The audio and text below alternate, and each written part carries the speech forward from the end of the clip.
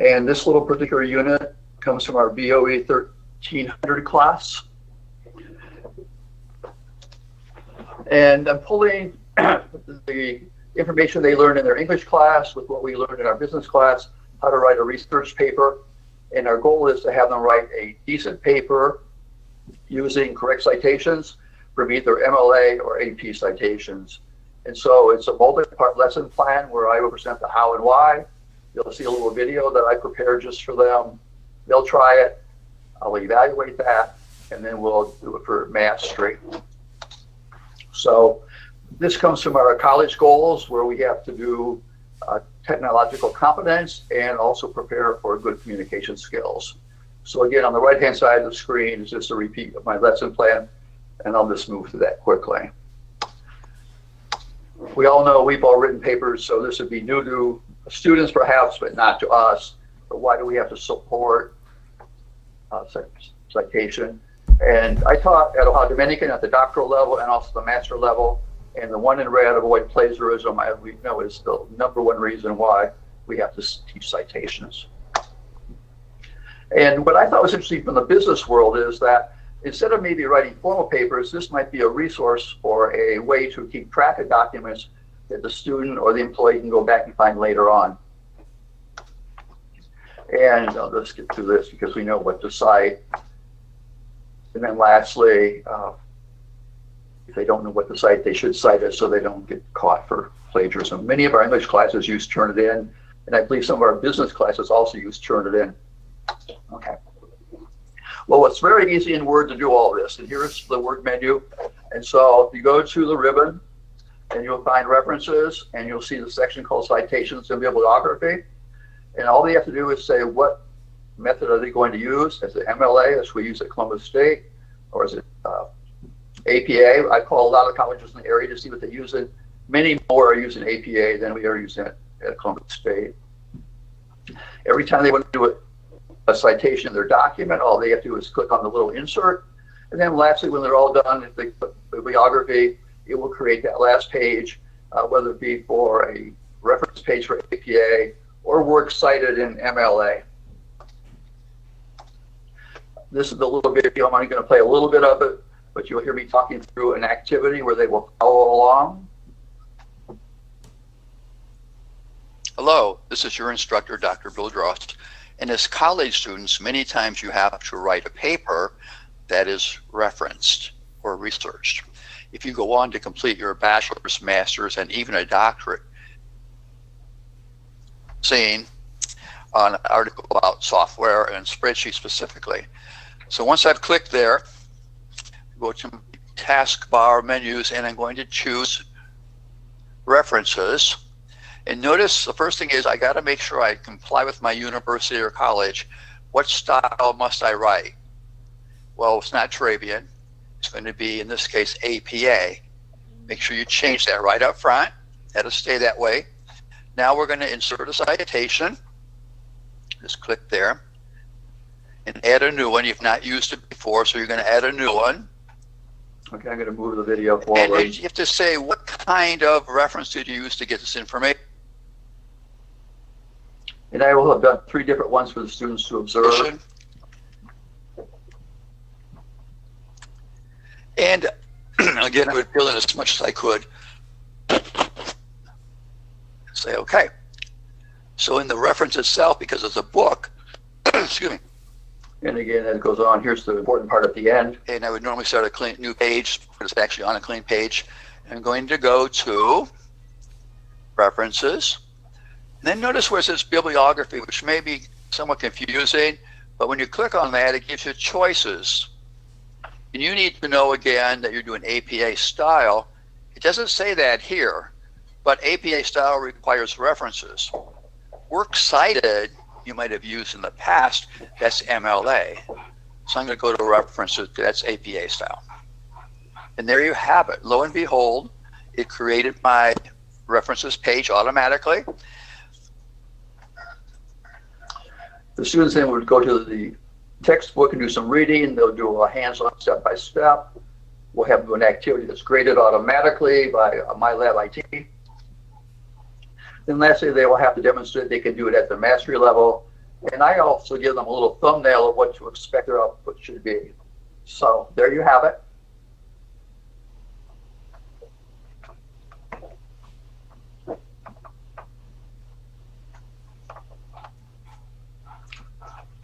So can you hear me now?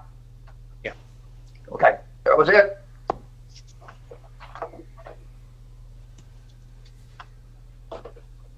Okay, I'm having trouble hearing you, but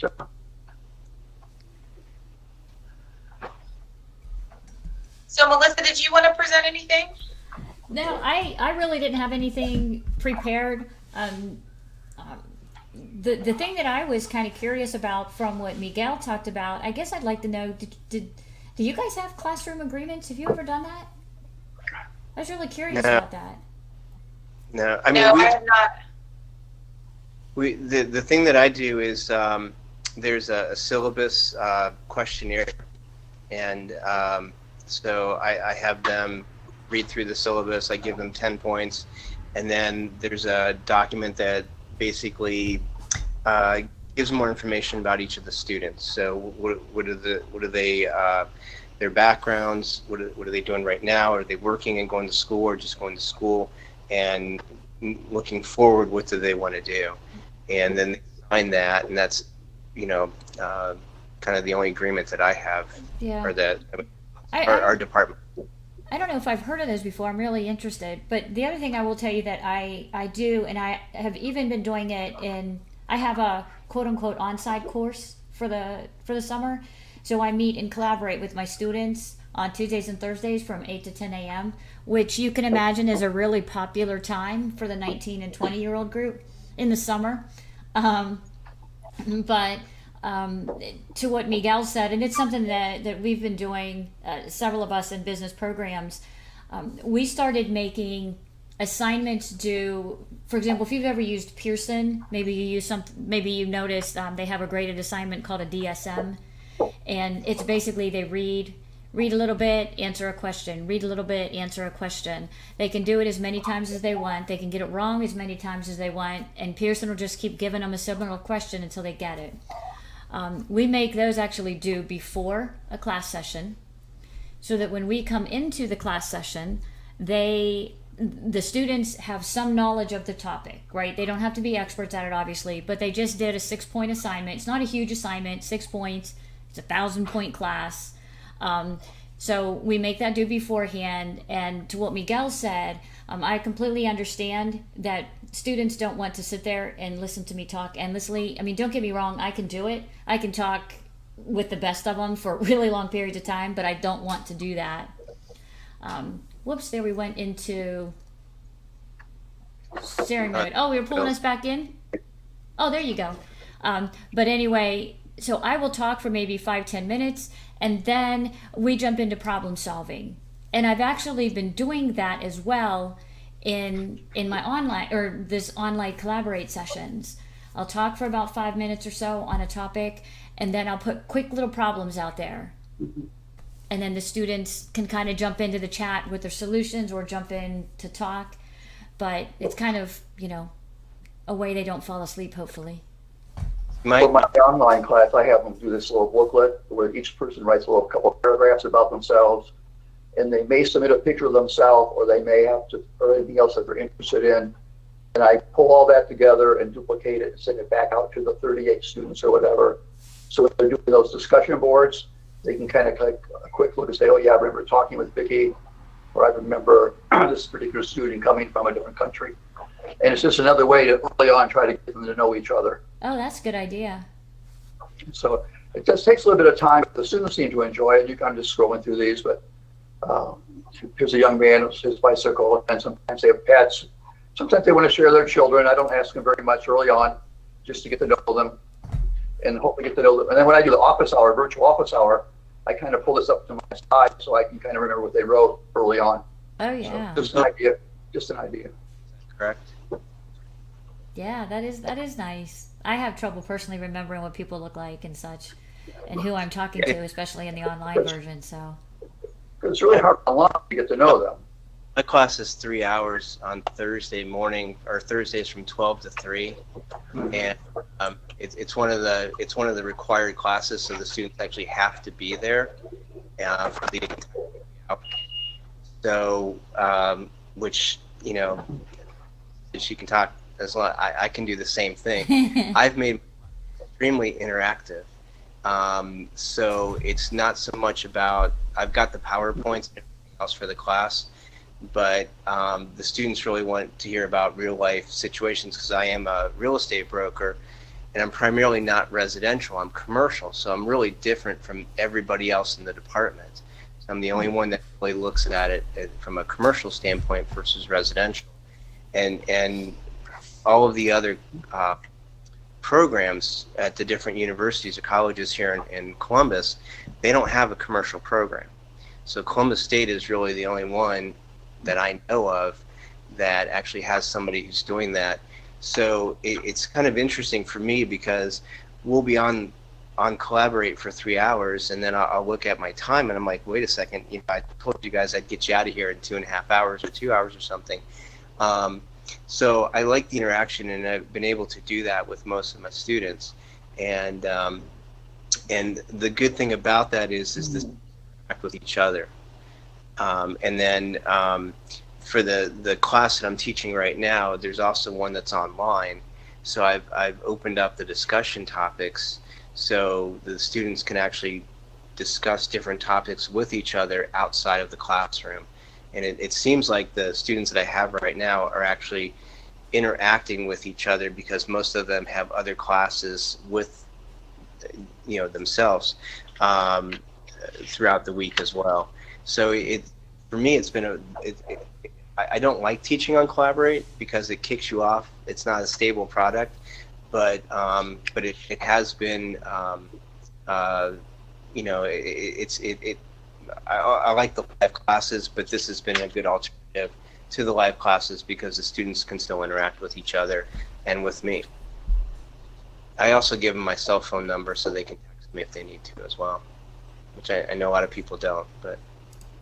And I see that. I know I draw a lot of parallels to my experience with teaching high school, but that I see that with teachers. The ones, you know, it was difficult for people to transition into that online piece, and certainly a lot of people haven't been trained in that type of delivery method. And the teachers who did make a difference and who were able to adapt better were the ones who opened up the office hours and were more communicative. I mean, there were some teachers, and no criticisms. I think a lot of people were trying to figure out a lot of things out, but you can't just throw a recorded lecture up and expect kids to be engaged and gain the material. And those are some of the things that were challenges for us to support as parent complaints came in and those kind of things, and students struggled to achieve what they were asked to achieve. So. No, I agree. I have two Well, daughters. they were all thrown in there so quickly, you know, all your high school faculty. As well. You know, I work when I'm not at Columbus State in the funeral industry, and we are very diverse. We have services for all faiths and all religions, which is the same thing. And we see them at their lowest point in their life. And it's a different eye-opener of environments. And if you thought your family was dysfunctional, every family is dysfunctional. I put myself through college working on an ambulance and a limousine service that had So you know. 5 hearses, family members. Yeah. Now I don't do the behind-the-scenes stuff. I work in the office because we're a very large organization. We have 42 chapels across the country, so we're very, very large. But Yep. you've probably seen our commercials on TV, so never mind. Yep. No, I'm very good friends with the Evans family, and I know the Scheddingers, and I work with a couple different funeral homes. So. Mm-hmm.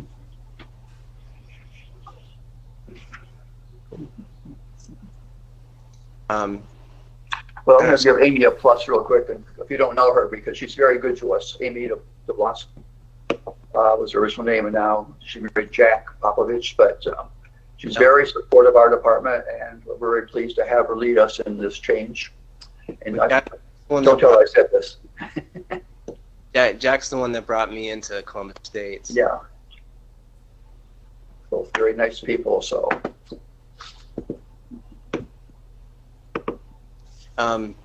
So are we supposed to talk about our departments? Is that, I don't know. We can. I can share with you what I have. It's much more simple than Dr. Dross's, because I feel very. I keep calling you. I know, Doctor. I'm sorry. I always do that too. I'll put this up. Does that display? That doesn't display to you, does it? I don't see anything. There we go. Yep. This will be very quick. So I just picked a course I was teaching this summer, which is Excel 1.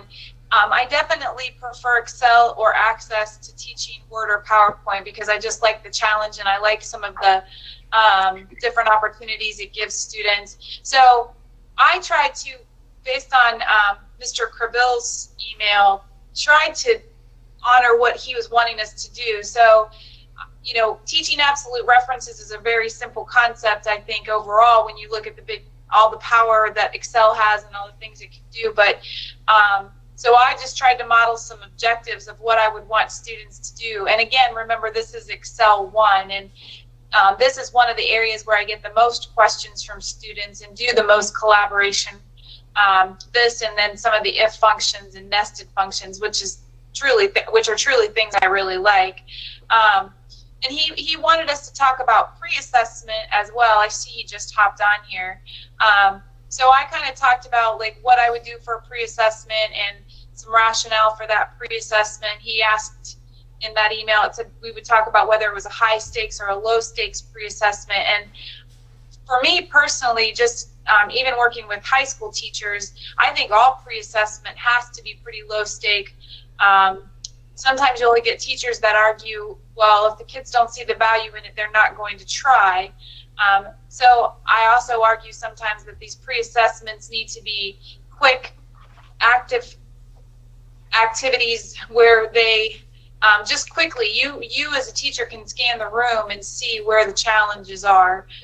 So I pretty much structured this as though I was actually, you know, in a face-to-face environment, not necessarily an online environment.